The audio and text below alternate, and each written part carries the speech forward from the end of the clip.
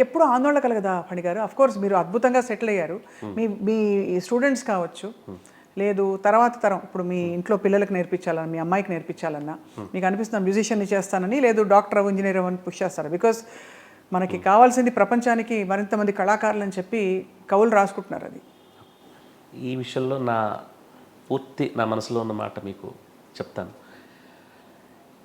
ఏ వృత్తిలో ఉన్నవాళ్ళు ఆయా వృత్తుల్ని ముందరికి తీసుకెళ్ళవలసిన ధర్మం, అది బాధ్యత కాదు, తీసుకెళ్ళవలసిన ధర్మం అంది. మనం బాగుండాలి, సొసైటీలో మనకంటూ ఒక మంచి పొజిషన్ కావాలి అనుకుంటే తప్పిస్తే, ఇందులో కూడా అది ఉంది అన్నప్పుడు ఇది వదిలి బయటికి వెళ్ళడంలో అర్థం లేదు.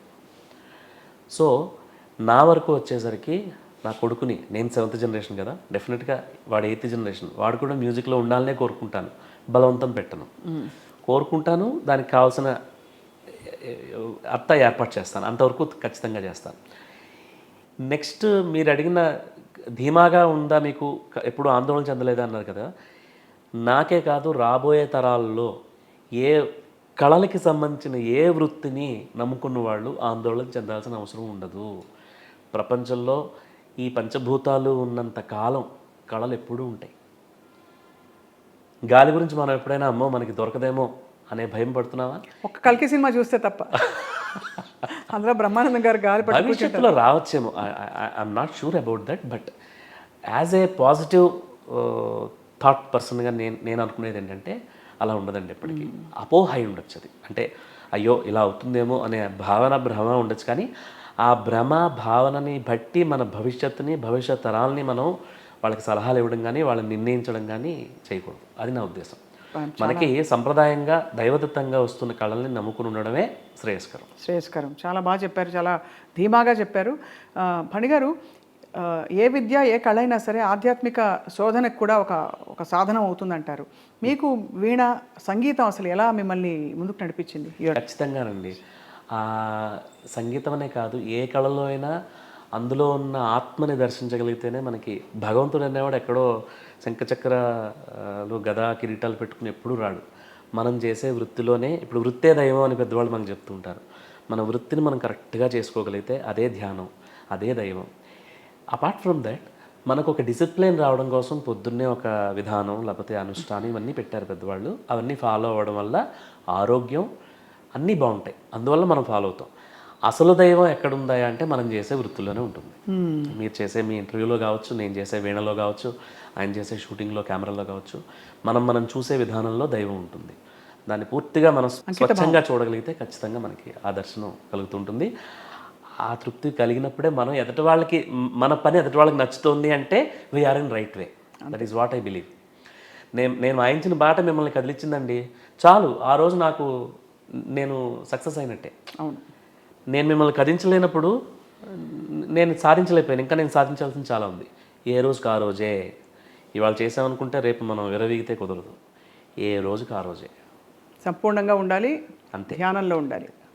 మీ మోస్ట్ మెమరబుల్ మూమెంట్స్, ఎంతోమంది సంగీత దర్శకులకి మీరు వాయించారు కాబట్టి, సినిమాకి సంబంధించి ముఖ్యంగా ఎవరెవరికి వాయించారు ఫణి గారు? కీరవాణి సార్ ఆఫ్ కోర్స్ తెలుసు.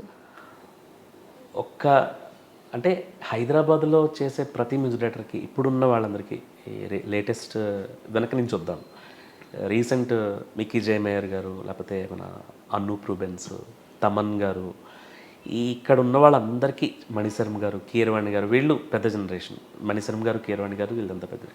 అంతకు ముందర జనరేషన్తో వాయించే అవకాశం నాకు లేదు. ఎందుకంటే నేను 2005 తర్వాత ఇక్కడ ఇండస్ట్రీలోకి వచ్చాను కనుక.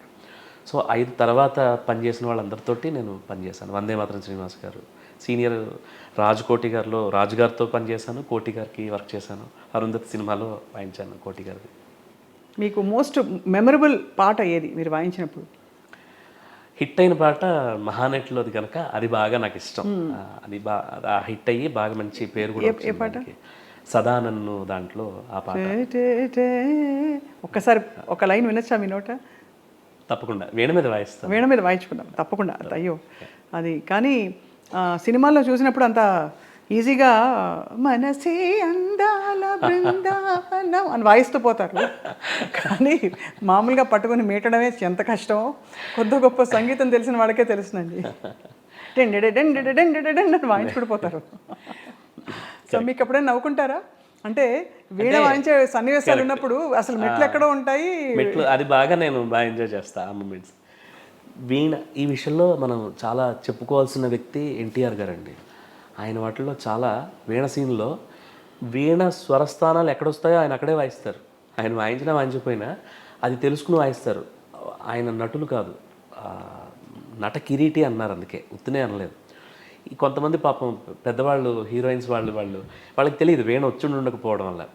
పైన తారాస్థాయి స్వరాలు వస్తే కిందన గమకాలు తీసేస్తూ ఉంటారు, కిందన వాయిస్తుంటే పైన చాలా స్పీడ్గా చేతులు కదిపేస్తూ ఉంటారు. అసలు కదిపే బిట్టే కాదు. అలాంటివి చూసి నవ్వుకుంటూ ఉంటా. అదే అవును. ఎన్ని రకాల వీణలు ఉంటాయి ఫణి గారు? మనకి చిత్రవీణ అని ఒకటి ఉంది. చిత్రవీణ అంటే ఏమిటి? యాక్చువల్గా సరస్వతి వీణలోంచి వచ్చిన రకాలేనండి ఇవన్నీ కూడా. వీణలో మనకి రుద్రవీణ అనేది ఒకటి హిందుస్థాన్, అంటే బేస్ ఎక్కువ ఉండి రెండు సైడు పెద్ద తుమ్మలుండి చాలా బేస్ వస్తుంది.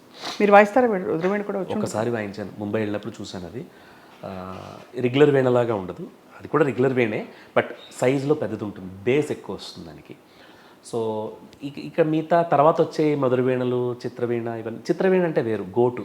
చిత్రవీణ అంటే మెట్లు లేని స్లైడింగ్ ఎక్కువ, హవాయిన్ గిటార్ స్టైల్, మనకి సినిమాల్లో హవాయిన్ గిటార్ ఉండేది కదా, అలాంటి సౌండ్ వచ్చేది చిత్రవీణ. సో వీణకి మెట్లు లేకుండా ఉన్నది అది చిత్రవీణ. ఇంకా మిగతా తంజావూరు, నూజివీడు, బొబ్బిలి, రకరకాల అంటే చేతని ప్రాంతాన్ని బట్టి వచ్చిన పేర్లు తప్పిస్తే అన్నీ సరస్వతి వీణల కిందకే వస్తాయి. ఇప్పుడు నేను వాయించే మధుర వీణతో సహా మధుర వీణ అంటారు, దీన్ని మధుర వీణ అంటారు. ఇది ఎలక్ట్రిఫైడ్ వీణ, ఎలక్ట్రికల్ వీణ కాదు. వీణనే ఎలక్ట్రిఫై చేశారు. ఇందులో భాగంగానే నించుని మెడలో వేసుకుని వాయించే ప్రక్రియని అది ఫస్ట్ నేను వాయించాను. అది ఎలా అంటే, మన ఇళయరాజా గారికి పద్మవిభూషణ్ వచ్చినప్పుడు మనం బాగా ఎవరైనా బాగా ఇచ్చేస్తే మనం ఏం చేస్తాం, లేచి నిలబడి చప్పట్లు కొడతాం. నేను చప్పట్లు కొట్టడం అంటే అందరూ చేసే పని, నేను పాట వాయించి వినిపించాలి, లేచి నించుని వాయించాలి. ఆ థాట్లో ఆయనకి నించుని ట్రిబ్యూట్ ఇస్తూ వీణ వాయించాను. ఆయన విన్నారా? అంటే వినే అంత వీడియో చేసి పెట్టాను, ఆయనకి ట్రిబ్యూట్ ఇళయరాజా గారు అని. అది చాలా హిట్ అయింది. అది యూట్యూబ్లో కీరవాణి నా స్ట్రింగ్ వింగ్స్ ఛానల్లో ఉంటుంది అది. సో అది బాగా హిట్ అయింది. సో అప్పటి నుంచి నించుని వాయించడం అనేది ఒక ప్రక్రియ కింద స్టార్ట్ అయింది. అది చూసి, ఆ వీడియో చూసి కేరళ నుంచి ఒక అతను ఫోన్ చేసి, సార్ నేను మీకు వీణ నించుని వాయించడానికి అనుకూలంగా మెడలో వేసి గిటార్ లాగా చేసిస్తాను సార్, తీసుకుంటారన్నాడు. అయ్యో ఎందుకు తీసుకున్నాను, నేనే ఎవరైనా చేసేవాళ్ళు ఉంటే చూస్తున్నాను, ఫోన్ చేసామని అతన్ని. అలా ప్రారంభమైంది గిటార్ మళ్ళీ వేసుకుంటా, దానికి వీటార్. అబ్బో, అది ఇదంతా ఇది మీ అంటే మీ సృజన? యాజ్ ఆఫ్ నో 2017లో నేను స్టార్ట్ చేశాను వాయించడం. అంతకు ముందర ఎవరు మీకు తెలిసి తెలియదు, అది మనకు తెలిసి నాకు తెలియదు, ఉందేమో తెలియదు. నేను చేసిన తర్వాత చాలా మంది చేయడం చూశాను నేను.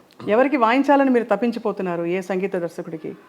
రెహమాన్ గారు ఉన్నారు, మన రాజా సార్ ఉన్నారు, ఇంకా శరత్ గారు ఉన్నారు, చాలా విద్వాంసుల గురించి. అంటే వీళ్ళతో వాయించాలి, వీళ్ళకి ఎప్పటికైనా వాయించాలనే విపరీతమైన కోరిక అయితే లేదు, కానీ అవకాశం వస్తే తప్పకుండా సద్వినియోగపరుచుకుంటాను.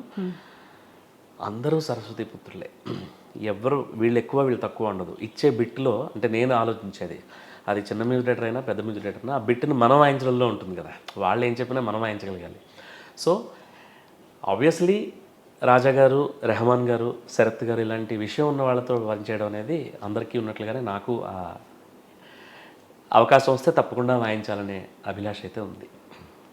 చాలా ఎంత బాగుందో అసలు మీ ఇల్లు ఎంత అందంగా ఉందో. అసలు ఒక సంగీతం, కళలు, మీ శ్రీమతి గారు నాట్య కళాకారిణిగా సుప్రసిద్ధులు. అలాగే మీ వీణలో మీ స్టూడెంట్ కూడా కదా? అవునండి, మా మామయ్య గారు అమ్మాయి. తను చిన్నప్పుడు నా అమ్మ దగ్గర నేర్చుకుంటాను. ఆ తర్వాత అమ్మ నాకు కృతులు అవి వాయిస్తుంది, నాతో పాటు కాన్సర్ట్స్ అవి తీసుకెళ్ళేవాడిని. ఆ తర్వాత ఇంకా మరదలే అవుతుంది నాకు, మా మామయ్య గారు అమ్మాయి కదా, తన్నే పెళ్లి చేసుకున్నాను. సో నా కెరియర్లో నా సంగీతానికి ఒక మంచి వెనకాల బ్యాక్ బోన్ సపోర్ట్. అంటే ముఖ్యమైన వాళ్ళు చాలామంది చెప్తుంటారు కదా, వాళ్ళ వెనకాల వీళ్ళు ఉన్నారు, అలాగే నా వెనకాల ముందర పక్కన అన్నీ తనుంది. అది చాలా చాలా. అయితే మరి మీ వీణ వినాలని మేము అఫ్కోర్స్ మా షోలన్నీ వెయిట్ చేస్తున్నాయి. ఈలోగా ఫణిగారు, మీ ఆశయం ఏమిటంటే, ఎలాగో జీవితం అద్భుతంగా బ్రతుకంతా ప్రతి నిమిషం పాటలాగా సాగాలి అన్నట్టు నడుస్తోంది, కానీ దీనికి మించి సంకల్పాలు కొన్ని ఉంటాయి కదా. అంటే నాకు ఒక సంగీత పాఠశాల లేదు, ఏదో చేయాలి, వీణలో నేను ఎలా చేద్దాం అనుకుంటాను, అలాంటివి ఏమన్నా ఉన్నాయండి? నాకు నాన్నగారు ఆశయం ఒకటి ఉంది. నాన్నగారికి ఏంటంటే ఎక్కువ మంది చేత వీణ వాయించాలని సంకల్పం ఆయనకి. అందువల్లే నక్షత్ర వీణ స్టార్ట్ చేశారు. నక్షత్ర వీణ తర్వాత 60 వీణల ఇది చేశారు. సో ఆ క్రమంలో ఎక్కువ మందిని ఇన్వాల్వ్ చేయాలంటే ఎక్కువ మంది నేర్చుకోవాలి. సో ఆ నేర్పించే క్రమంలో కానీ నేర్పించాలి అంటే దానికి డెడికేట్ చేసేయాలి టైం అంతా. అందువల్ల ఇప్పుడు ఆ బాధ్యత నా శ్రీమతి నిర్వహిస్తుంది. భవిష్యత్తులో వీణతోటి సింఫనీ చేయాలనేది నా కోరిక. సింఫనీ అంటే జనరల్గా మనం స్ట్రింగ్స్ వీటిలంటితో చూస్తాం కదా, ఇలాగ వీణలతోటి చేయాలనే కోరిక అయితే ఉంది. ఇది ఒక్క నా శిష్యుల ద్వారా అయ్యే పని కాదు. వేరే వైణికుల సహాయం చాలామంది వైణికుల ఇది కావాలి. కోర్స్ ఇవాళ రోజున నాకు అందరూ చాలా మంచి స్నేహితులు, పెద్ద పెద్ద వీణ విద్వాంసులు అందరూ కూడా నేను వాళ్ళకంటే చాలా రెస్పెక్ట్ అండ్ ఇంట్రెస్ట్ ఉన్నాయి. రాజేష్ వైద్య గారు చెన్నై కదా, చాలా మంచి మిత్రులు ఆయన నాకు. రాజేష్ వైద్య గారు, డి శ్రీనివాస్ గారు, నాకు వీళ్ళందరూ గురుతుల్యులు. అంటే మనం వాళ్ళ దగ్గర చూసి ఏమైనా నేర్చుకుంటే డెఫినెట్గా వాళ్ళు మనకి ప్రత్యక్షంగా నేర్పించుకున్నా పరోక్షంగా వాళ్ళ దగ్గర నుంచి మనం ప్రభావితం అయ్యేము అంటే వాళ్ళు గురుతుల్యులే మనకి. అంతే కదా. ప్రపంచంలో ప్రతి అణువు మనకు గురువే, ప్రతిదీ పాఠం నేర్పిస్తుంది కదా, కనుక సంగీతంలో కూడా అది వర్తిస్తుంది. సో మీ వీణ సింఫనీ అతి త్వరలో, లేదు దానికి సమయం వచ్చినప్పుడు సాక్షాత్కారం అవుతుందని చెప్పి మనస్ఫూర్తిగా కోరుకుంటున్నాం. రీసెంట్గా చాలామంది మొన్న 2022 మన స్టాట్యూ ఆఫ్ ఈక్వాలిటీ దానికి ఆ 10 రోజుల కార్యక్రమంలో పొద్దున్నే తెల్లారుజామున ఆగమ శాస్త్రంలో సుప్రభాతంలో స్వామివారిని మేల్కొల్పే ప్రక్రియ ఉందట వీణతోటి. ఆ విషయం జేఆర్ స్వామివారు నాకు చెప్పి మీరు వస్తారా అంటే అంతకన్నా మహాభాగ్యం అని వెళ్ళి వాయించినప్పుడు వారు అన్నారు, మీరు వాయిస్తుంటే మెడిటేషన్కి చాలా బాగా అనుకూలంగా అవుతోంది, చాలామంది వచ్చి చెప్పారు అని. అప్పుడు నాకు ఒక సంకల్పం వచ్చింది. ఇదే ఇన్సిడెంట్ నాకు ఆర్ట్ ఆఫ్ లివింగ్లో కూడా రవిశంకర్ గారు ఆయన బ్లెస్సింగ్స్ కూడా ఇచ్చారు నాకు. నేను మెడిటేషన్ టైంలో నేను వాయిస్తుంటే మెడిటేషన్ ఇంకొంచెం డీప్గా అవుతోంది అన్నది ఫీడ్బ్యాక్, ప్రస్తుతం చాలామంది ఫీడ్బ్యాక్. దాన్ని ఇంకా పెంచాలి అనే తాపత్రయం అయితే ఉంది. అంటే నేను ఒక 2-3 రాగాలు వాయించేసి ఒక పావుగంట సేపు వీడియోలు చేసి పెట్టేస్తే అది కుదరదు. Live is live always. అవును. నేను ఇవాళ ఏదైతే భావం వాయించి పెట్టానో 10 ఏళ్ళైనా అదే భావం వస్తూ ఉంటుంది. ఆ భావానికి రోజు మీరు యాక్టివేట్ అవ్వకపోవచ్చు. మిమ్మల్ని నేను ఏ రోజుకి ఆ రోజు ప్రభావితం చేయాలి, ఏ రోజుకి ఆ రోజు నన్ను నేను ప్రభావితం చేసుకుని మిమ్మల్ని నేను కదిలించగలగాలి. ఆ యోగం కలిగినప్పుడే మనకి అసలైన సిద్ధి. ఎనర్జీ వల్ల దానికి ఆ ఎనర్జీని పంచడానికి నా భవిష్యత్ ప్రణాళికలో అదే ముఖ్యం నాకు. ఈ సింఫనీ కూడా ఇది అయిపోయిన తర్వాత నెక్స్ట్ ఏముండదు, అది కూడా చేసేస్తాము. కానీ అది అయిన తర్వాత అసలైనది పారమార్థికమైన కోరిక ఏమైనా ఉందంటే ఇదే. నేను వాయిస్తూ ఉంటే అవతల వాళ్ళు ఆ మెడిటేషన్ దాంట్లోకి వెళ్ళి వాళ్ళకు ఒక స్వాంతన చేకూరాలి, అది నా కోరిక. మీకు భగవంతుడి వల్ల అన్ని గుణగణాలు మీలో ఉన్నాయి ఫణి గారు. మీరే చాలా అంటే ఒక యోగిలాగా మీ ప్రయాణాన్ని, సంగీత ప్రయాణాన్ని ఎంతో చక్కగా నిలకడగా జరుపుకుంటూ వచ్చారు. ఇలాగా మా అమ్మగారి నాన్నగారి ఆశీర్వాదం, మా పూర్వీకుల వాళ్ళ ఆశీస్సులు ఇవన్నీ చాలా ఉంటాయండి. మన గొప్పతనం కాదు ఇదేమి. మనం అనుకుంటాం ఇదేదో మనం సాధించామని, కానీ కానే కాదు. ఇదంతా భగవంతుడి ఆశీర్వాదం. మన చుట్టుపక్కల ఉన్న వాళ్ళకి మనం చేసేదాని ప్రతిఫలమే మనకు వచ్చే ఇది ఏదైనా కానీ, అది నేను నమ్ముతాను బాగా.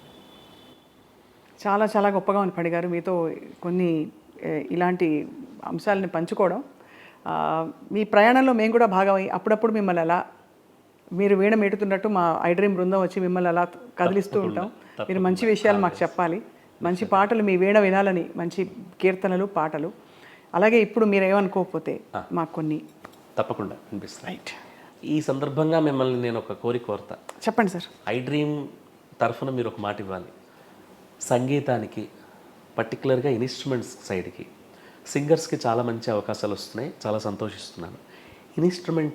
ఇన్స్ట్రుమెంట్స్ నేర్చుకునే వాళ్ళకు కూడా మంచి అవకాశాలు రావాలి అంటే ప్రపంచంలో ఏదైనా చేయగల శక్తి మీడియాకు ఉంది. సో మీలాంటి వాళ్ళు తలుచుకుంటే మంచి కార్యక్రమాలకి రూపకల్పన చేసి, ఆ రూపకల్పన చేసే బాధ్యతలో మా భాగస్వామ్యం అని ఉంటే తప్పకుండా మేము నిర్వర్తిస్తాం. దానికి మీలాంటి వాళ్ళు పుష్ ఉంటే కనుక ఇన్స్ట్రుమెంట్ ప్లేయర్స్కి మంచి ఎక్స్పోజర్ వస్తుందని నా ఇవాళ కెమెరా ముఖంగా మీరు చెప్పిన మీ సంకల్పానికి మేము కూడా జోడిస్తూ మా ఆలోచనలని అతి త్వరలో, ముఖ్యంగా బాగా పాపులర్ అయిన పాటల్లో బిట్లు వాయించిన మహా కళాకారులందరినీ పరిచయం చేస్తూ మొదలుపెట్టి ఆ తర్వాత ఆ పరంపరని ఇతరుల అంటే న్యూ కమర్స్తో కూడా కొనసాగిస్తామని చెప్పి మేము మాటిస్తున్నాం. థ్యాంక్ యూ సో మచ్, ధన్యవాదాలు. Thank you.